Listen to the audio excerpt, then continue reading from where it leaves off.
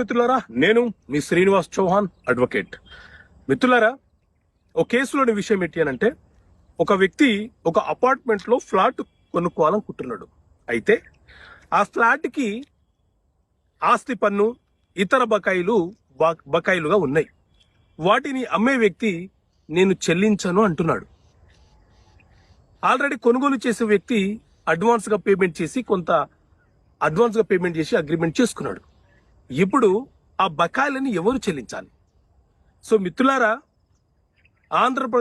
ఉమ్మడి ఆంధ్రప్రదేశ్లో వచ్చినటువంటి అపార్ట్మెంట్స్ యాక్ట్ 1987 అనే చట్టం ఈ అపార్ట్మెంట్ల నిర్వహణ కోసము ఏర్పడినటువంటి చట్టం.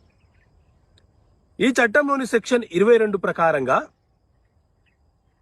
ఎప్పుడైనా సరే ఒక అపార్ట్మెంట్ లో ఫ్లాట్ కొనుగోలు చేసే వ్యక్తి, కొనుగోలుదారుడు కొనుగోలు చేయడం కంటే ముందే అమ్మకదారుడు నుంచి ఆ ఫ్లాట్ మీద ఉన్నటువంటి బకాయిలు ఏవైతే ఉన్నాయో, ఆస్తి పన్ను గాని, విద్యుత్ బిల్లులు గాని, వాటర్ బిల్లులు గాని, లేకపోతే కామన్ ఏరియాకు సంబంధించిన బకాయిలు గాని ఏవైనా సరే వారితోని ఆ బకాయిలన్నీ క్లియర్ చేయించుకొని కొనుగోలు చేయాలి. ఒకవేళ అలా క్లియర్ చేయించకుండానే కొనుగోలు చేస్తే ఈ కొనుగోలుదారుడు ఆ బకాయిలన్నీ క్లియర్ చేసేసి ఆ తర్వాత అమ్మకందారుడి మీద కేసు ఫైల్ చేసి వసూలు చేసుకునే హక్కును కలిగి ఉంటాడు అని చెప్పి